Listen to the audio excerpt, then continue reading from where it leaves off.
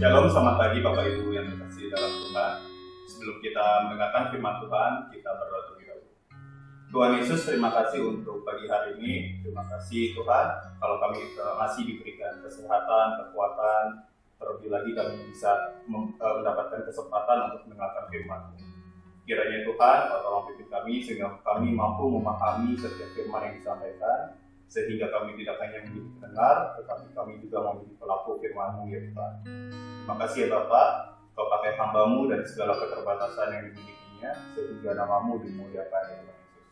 Dalam nama Yesus Kristus kami sudah berdoa, haleluya, amin. Ya, sekali lagi shalom Bapak Ibu Saudara. Mari kita buka langsung dalam Mazmur 13. Mazmur 13. Saya hari ini memberi judul papanya adalah Furgen. Itu bahasa Jerman kuno ya, nanti akan saya jelaskan mengapa saya kasih judul seperti itu. Saudara, di dalam Alkitab, total keseluruhan kitab itu totalnya adalah 66 ya. Seperti yang kita tahu ya, 39 untuk PL-nya, PB-nya 27. Dalam 65 kitab itu berisi bagaimana Tuhan berbicara dengan kita. Nah, tetapi untuk kitab Mazmur ini, saudara, isi kitab Mazmur ini adalah tentang pikiran-pikiran manusia ketika sedang berbicara kepada Tuhan. Jadi kayak kebalikannya gitu. Makanya kitab Mazmur kan isinya banyak kan puisi, nyanyian ya saudara, lagu lebih tepatnya. Dan di Mazmur 13 ini isinya adalah tentang nyanyian atau lagu ratapan. Jadi ini sebenarnya ratapan dari si Daudnya saudara. Penting bagi kita tahu tentang hal ini, bahwa jika ada kitab yang berisi ratapan, artinya tuh Tuhan memperbolehkan kita untuk menyampaikan ratapan kita kepada Tuhan. Semenjak juga Daud melakukannya saudara. Kan Daud melakukannya, Daud meratap. Nah di sini kita juga diperbolehkan sebenarnya untuk meratap, datang ke hadirat Tuhan dengan hati yang jujur, dengan hati yang hancur pun juga boleh. Karena bagaimanapun juga ya saudara, kita kan anak. Tuhan itu adalah Bapa. Tentu kita diperbolehkan untuk curhat, untuk cerita kepada Bapa kita di surga. Di dalam Mazmur 13 yang akan kita bahas ini saudara, kita bisa melihat kejujuran dari Raja Daud di sini yang meratap. Tetapi di dalam ratapannya dia juga berasumsi bahwa Tuhan melupakan dia kalau saudara baca nanti. Nah, untuk itu kita pun sebenarnya sekali lagi diperbolehkan meratap dengan jujur di hadapan Tuhan. Dan tentu Tuhan akan mendengarkan isi hati kita. Amin. Di dalam setiap pasal Mazmur saudara, di bawahnya pasal itu biasanya terkadang disebut kapan pasal itu dibuat. Jadi kayak ada keterangannya gitu, sehingga kita memudahkan di dalam membacanya. Oh, situasinya lagi kayak gini ya gitu. Tapi khusus di dalam Mazmur 13, di bawah pasalnya, kalau saudara lihat Alkitab saudara, itu tidak diberikan keterangan kapan hal itu terjadi atau kapan Daud menulis lagu atau nyanyian tersebut saudara. Nah, jadi kalau kita membaca ayat 1 dan 2-nya di Mazmur 13 tersebut, tentu kita dapat menduga bahwa situasi Daud ini dalam keadaan sedang sulit. Sehingga membuat akhirnya dirinya khawatir, lalu dia berasumsi bahwa Tuhan meninggalkan dia. Jadi dalam situasi yang sulit, akhirnya membuat dirinya khawatir, lalu berasumsi Tuhan ini ninggalin saya nih. Kira-kira gitu saudara. Seolah-olah Tuhan tidak peduli dengan keadaan Daud. Untuk itu, mari kita baca terlebih dahulu ayat 1 dan 2-nya. Bapak Ibu Saudara di rumah juga bisa membuka Alkitab. Untuk pemimpin biduan, Mazmur Daud. Berapa lama lagi Tuhan, Kau lupakan aku terus-menerus? Berapa lama lagi Kau sembunyikan wajah-Mu terhadap aku? Berapa lama lagi aku harus menaruh kekhawatiran dalam diriku dan bersedih hati sepanjang hari? Berapa lama lagi musuhku meninggikan diri atasku? Itu nyanyian Daud, Bapak Ibu Saudara. Di sini Daud kayak anak kecil yang lagi ngadu kepada bapaknya. Dan memang harusnya orang percaya seperti itu. Daripada tenggelam di dalam kekhawatiran terus-menerus, alangkah baiknya kita datang kepada Tuhan dengan jujur seperti Daud. kita ceritakan apa yang sedang kita alami kepada Tuhan. Sekali lagi, kita kan anak Tuhan. Tuhan itu sendiri adalah Bapa. Tentu tidak masalah untuk menceritakan segala sesuatu apa yang kita alami. Dalam ayat ini ada 4 kali Daud berkata, "How long?" Berapa lama, berapa lama, berapa lama. Memang jika kita menghadapi kesulitan hidup, seakan-akan kesulitan itu kayak gak ada habisnya gitu ya. Ada terus. Never ending kayaknya gitu ya. Makanya Daud juga merasakan ya saudara. Daud makanya berkata di sini, "Berapa lama? Berapa lama?" Kayak dia memang lagi stres dalam menghadapi masalah yang sedang dihadapinya saudara. Daud pun berkata, "Berapa lama lagi aku menaruh kekhawatiran di dalam diriku." Nah, kesulitan yang ia hadapi membuat dirinya menjadi khawatir.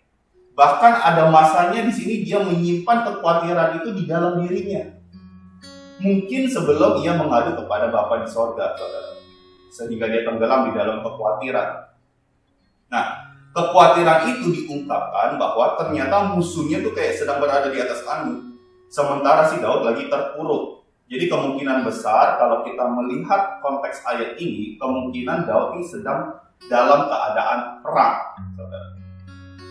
Nah, jadi sampai di ayat ini kita bisa memahami bahwa Daud benar-benar khawatir karena dia berasumsi Tuhan melupakan dirinya sampai segitunya, saudara. Lalu musuhnya Daud sudah merasa menang karena Daud sedang dalam keadaan kalah. Dia merasa dirinya sedang dalam keadaan terpuruk. Di sini kekhawatiran pun terjadi. Dia pun pernah tenggelam di dalam kekhawatiran. Kata khawatir atau worry di dalam bahasa Inggris, kan kita sering dengar ya kata-kata kayak don't worry, be happy gitu kan ya. Artinya kan jangan khawatir, senang saja gitu kan ya. Nah saudara, kata khawatir atau worry di dalam bahasa Inggris itu berasal dari bahasa Jerman kuno ternyata. Yang katanya adalah Furgen atau lebih tepatnya Furgen. Saya kurang bisa melafalkan secara tepat ya. Tapi yang pasti arti harfiah dari kata tersebut adalah mencekik atau tersedak atau menyesakkan. Jadi kayak kecekek gitu loh. Furgen. Kata ini pada tahun 1300-an itu dipakai untuk menjelaskan situasi membunuh atau melukai dengan menggigit, mengguncang batang tenggorokan gitu, seperti yang sering dilakukan oleh anjing atau serigala, saudara. Itu tahun 1300-an ya. Lalu kemudian kata ini berkembang di tahun 1600, pengertian ini kayak udah usang, udah kuno gitu ya. Nah, tahun 1822 makna kata ini barulah bisa diartikan menyebabkan tekanan mental atau masalah. Tahun 1860 itu lebih jelas. Makna dari kata ini adalah merasakan kecemasan atau masalah mental. Bahasa gampangnya adalah khawatir. Hal yang sering kita alami, saudara. Nah, jadi kalau kita melihat dari asal-usul katanya atau dari etimologi kata Furgen ini sendiri, memang sesuai dengan situasi di saat kita sedang khawatir, yaitu dalam keadaan tersedak, saudara. Karena tersedak itu maksudnya ketidakmampuan bernafas yang disebabkan penyumbatan pada tenggorokan atau batang tenggorok gitu. Jadi kayak ada yang ngalangin gitu. Jadi kayak kita kayak sulit untuk nafas. Itu pengertian dari Furgen sebenarnya, saudara, tersedak. Orang yang khawatir itu seperti orang yang sulit untuk bernafas karena merasa masalahnya sangat besar sehingga sukacita juga direnggut dari kehidupannya. Nah, sebagai orang percaya, kita masih sering khawatir, bukan? Apa aja sih yang kita khawatirkan? Ada aja, saudara, banyak. Selama kita masih menginjak bumi, kita banyak mengkhawatirkan banyak hal. Contohnya apa? Ekonomi keluarga, pekerjaan yang tidak stabil, apalagi dalam situasi seperti ini, tagihan yang menumpuk, dan masih banyak lagi lainnya. Kalau yang punya anak, mikirin uang sekolah, kuliahnya nanti, atau dia udah gede ya, pernikahannya nanti. Bahkan kita seringkali melindungi anak kita supaya tidak jatuh di dalam hal-hal yang jahat seperti pornografi ataupun misalkan narkoba. Tapi kalau kita sering tenggelam di dalam kekhawatiran, ujung-ujungnya kita juga mikir tuh, ini gue jagain anak gue, gimana orang lainnya? Gitu. Kalau orang lain gak jagain anaknya, terus dari bergaul dengan anak gua, takut-takut anak gua juga terjerumus dalam narkoba. Gua udah jagain dengan luar biasa, tapi orang lain belum tentu jagain anaknya seperti saya menjaga anak saya kan, kira-kira gitu. Jadi ujung-ujungnya kita khawatir terus gitu, saudara. Belum lagi misalkan kalau saudara memiliki orang tua yang semakin lanjut usia, lalu kita khawatir gimana nih merawat mereka, gimana nih kalau mereka sakit. Saya jadi teringat dengan komedi, saudara. Seorang stand up komedian bernama Panji suatu kali pernah berujar gitu ya, pernah berkata, waktu kecil dia paling takut di rumah sakit jika masuk ruang kamar mayat.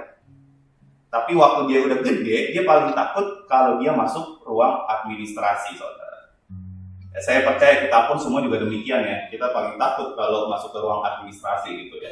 Karena di situ banyak tagihan-tagihan yang, aduh, bisa bayar nggak ya? Gimana nih kalau gini? Gimana nih kalau nggak punya uang? Gimana kalau saya nggak bisa bayar dan lain sebagainya?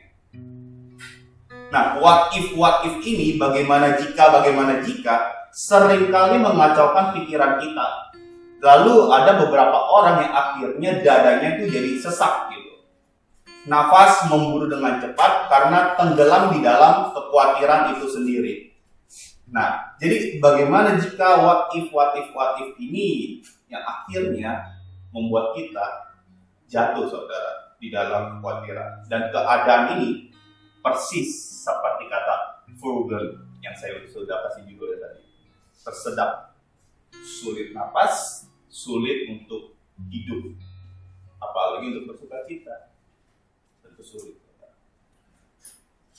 Tapi apa sih kata firman Tuhan mengenai kekhawatiran ini, saudara?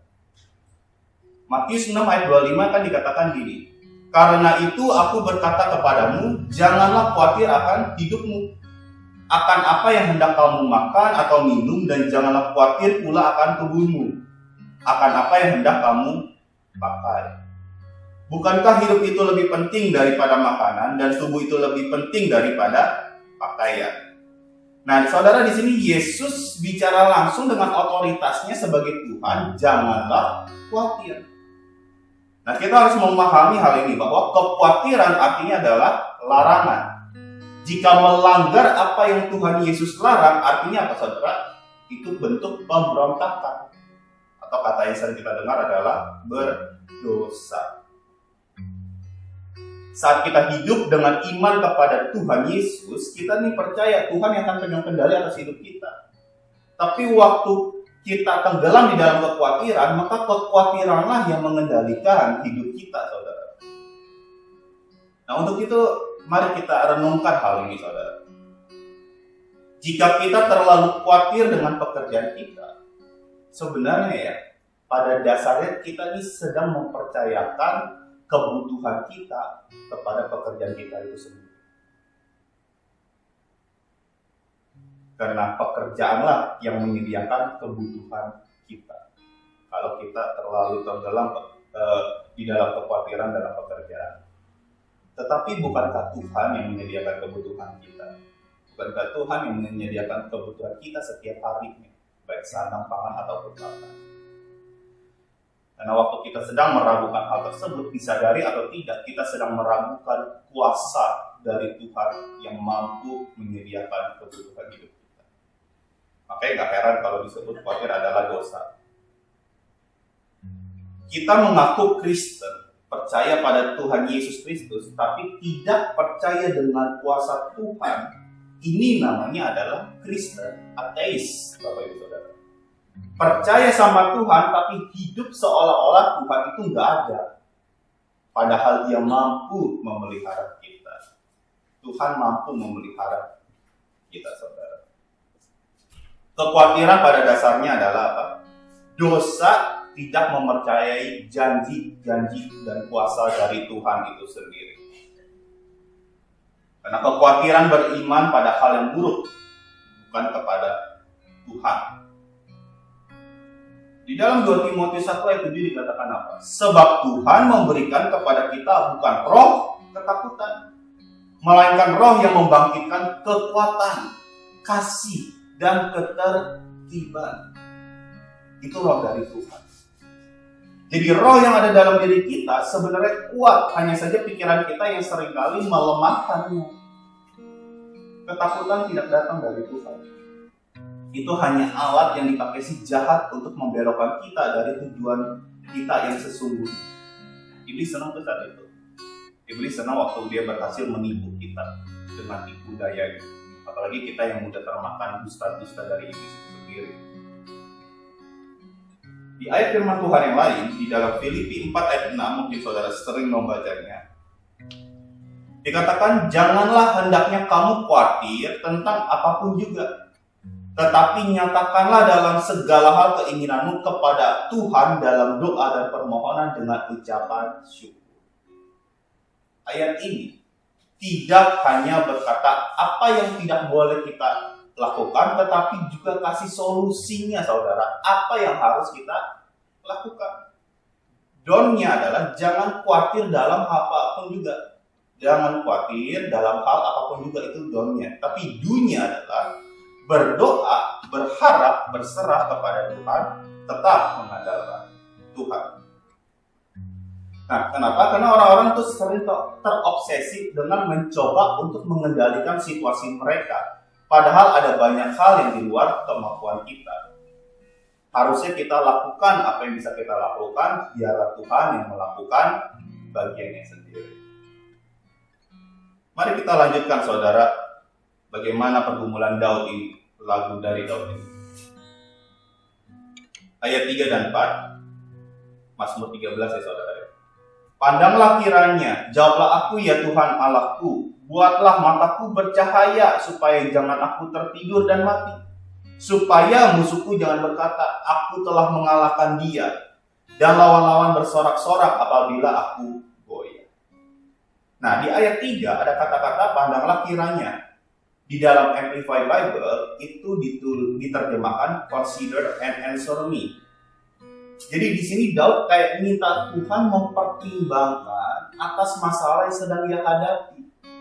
Maksudnya gini, Daud mau Tuhan tuh memperhatikan dia dengan seksama atas masalah yang sedang dia hadapi. Karena dia lagi benar-benar khawatir, benar-benar kesulitan hidup. Jadi Daud butuh perhatian lebih karena saat itu memang dia sedang khawatir akan masalahnya. Dan itu terlihat dari ayat 1 dan 2 yang sudah kita baca tadi. Dan kemungkinan besar juga Daud takut kalah dari musuh-musuhnya. Daud benar-benar punya musuh ya. Kalau kita mungkin nggak punya musuh yang sesungguhnya gitu. Tapi kalau Daud benar-benar punya lawan, punya musuh yang bisa membunuh dia kapan saja. Daud yang berani pernah mengalahkan Goliat pun pernah terpuruk, saudara, seperti ini. Di sini maka akhirnya Daud minta jawaban Tuhan. Artinya apa, saudara? Dia mau Tuhan terlibat di dalam pergumulannya. Itu dia. Lalu kemudian dia berkata apa tadi? Buatlah mataku bercahaya. Ini poinnya, saudara. Ini titik balik dari ayat ini atau dari si Daudnya. Buatlah mataku bercahaya atau terangkanlah supaya aku dapat melihat sehingga aku tahu apa yang aku harus lakukan dan apa yang tidak boleh dilakukan, saudara. Artinya apa di sini? Daud sedang meminta kebijaksanaan, hikmat dari Tuhan turun atas dirinya supaya ia mampu melihat jalan keluarnya, saudara. Buatlah mataku bercahaya tuh supaya maksudnya supaya dia tuh bisa melihat jalan keluarnya, supaya dia tuh ngerti apa maksud Tuhan.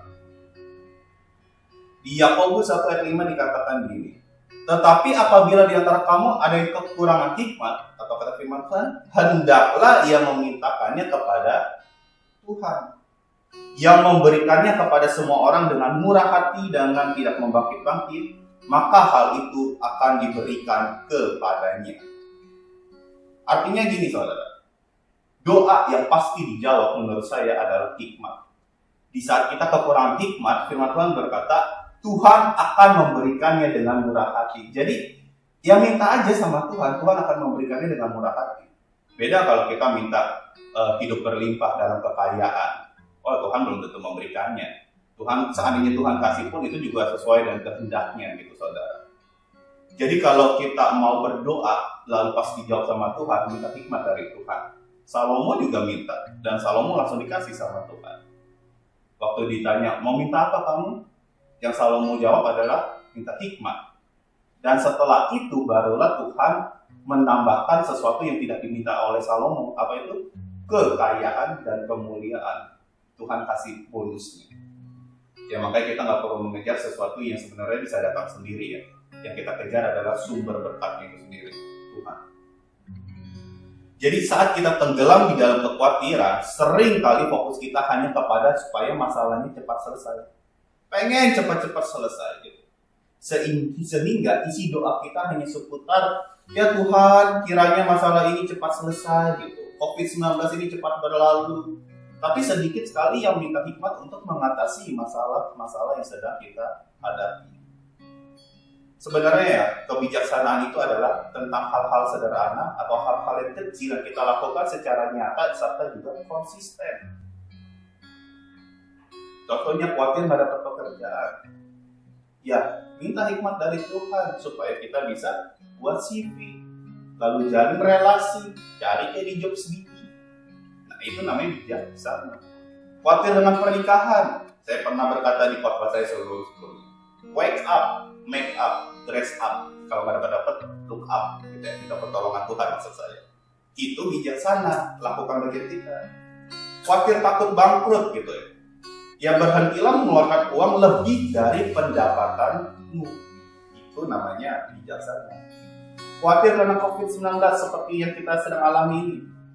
Makan makanan yang sehat, pakai masker, ikuti anjuran pemerintah. Itu yang namanya bijaksana. Jadi bijaksana adalah melakukan hal-hal kecil sederhana yang sebenarnya kita udah tahu nih, tapi kita perlu minta hikmat dari Tuhan lebih lagi supaya kita melakukannya bisa konsisten, saudara. Dan kita lakukan hal itu terus-menerus. Dan pasti akan ada jalan keluar. Itu yang diminta oleh Daud, saudara. Ujung-ujungnya adalah dia minta hikmat. Dan terakhir, di ayat 5-6 dikatakan gini. Mazmur 13 ya. Tetapi aku kepada kasih setiamu aku percaya, kata Daud. Hatiku bersorak-sorak karena penyelamatanmu. Aku mau menyanyi untuk Tuhan karena ia telah berbuat baik kepada. Kita bisa melihat apa dalam ayat yang sudah kita baca ini? Setelah Daud minta hikmat dari Tuhan itu sendiri, kata-kata yang negatif itu berubah menjadi positif, saudara. Di situ Daud percaya kepada Tuhan. Sebelumnya Mazmur ini ngomongin tentang keluhan Daud. Allah, berapa lama lagi aku tenggelam di dalam kekhawatiran, aku kesulitan dan lain sebagainya. Di sini cuma kayak gitu doang, saudara, keluhan komplain doang. Tetapi setelah matanya bercahaya karena hikmat dari Tuhan, kemudian Daud akhirnya menjadi percaya dan mengingat kembali nih pertolongan Tuhan di masa lalu. Artinya kalau Tuhan pernah tolong saya dulu, Tuhan juga pasti akan menolong saya sekarang. Karena Tuhan akan setia menjaga kita. Amin, saudara.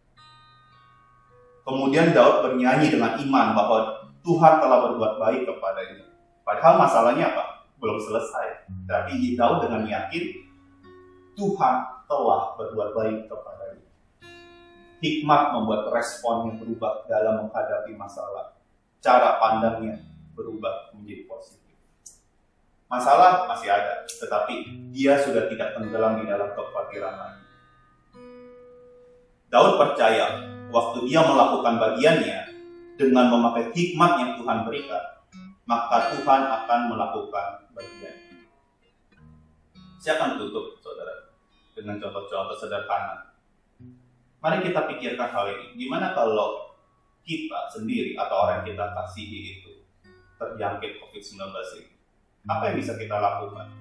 Kalau pakai hikmat, ya tentu kita ke dokter, mengikuti nasihatnya, mengikuti perawatan dari rumah sakit tersebut, atau makan obat, lalu makan makanan yang sehat. Tapi akhirnya, bisakah dengan kekhawatiran lalu kita menjadi sembuh? Ya tentu tidak, bukan? Tapi bisakah Tuhan menjaminnya? Oh tentu bisa. Mau sembuh total juga bisa, saudara. Hal yang lain, saudara. Bisakah kita melindungi anak-anak kita dari segala bahaya? Enggak. Ada waktu-waktu di mana kita tidak bisa melindungi anak-anak kita, apalagi kalau dia sudah besar. Tapi bisakah Tuhan mengirimkan malaikat-malaikatnya untuk menjaga anak-anakmu? Tentu bisa. Saudara, saya kasih contoh ini supaya kita memahami bahwa ada bagiannya kita, ada bagiannya Tuhan. Bagian kita kerjakan dengan hikmat, lakukan secara konsisten. Maka jalan keluar pasti juga akan tersedia. Tetapi ada bagian di luar kemampuan kita. Kita nggak bisa tuh mengendalikan semua situasi yang ada di dalam kehidupan kita. Kita butuh Tuhan di situ. Serahkanlah kekhawatiran ke dalam tangan Tuhan. Dan kekhawatiran tidak bisa mengubah keadaan menjadi lebih baik. Tetapi Tuhan mampu mengubah segalanya menjadi lebih baik. Amin. Bapak Ibu Saudara yang terkasih dalam Tuhan. Ya, serahkanlah kekhawatiranmu. Apapun masalah yang kau sedang hadapi hari ini, serahkan itu. Tagihan yang menumpuk mungkin, mikirin anak nanti, dan lain sebagainya. Seakan-akan kayaknya masalah nggak selesai-selesai. Ada bagiannya Tuhan, saudara. Serahkanlah ke tangan Tuhan. Tapi lakukan juga bagian itu namanya hidup beriman di dalam Tuhan, sebagaimana juga Daud melakukannya. Amin. Tuhan Yesus memberkati. Mari kita berdoa. Tuhan Yesus, terima kasih untuk firman Tuhan hari ini. Biarlah firman ini menjadi kekuatan bagi kami ya Tuhan di tengah situasi sulit seperti ini.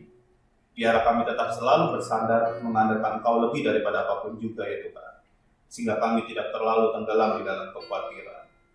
Tolong ya Tuhan, sadarkanlah kami dalam hal ini. Sehingga kami selalu setia ya Tuhan, mengingat kebaikan Engkau di dalam hidup kami sendiri ya Tuhan Yesus. Terima kasih ya Bapak, terima kasih Engkau sudah begitu baik di dalam kehidupan kami, sekalipun kami seringkali tidak baik.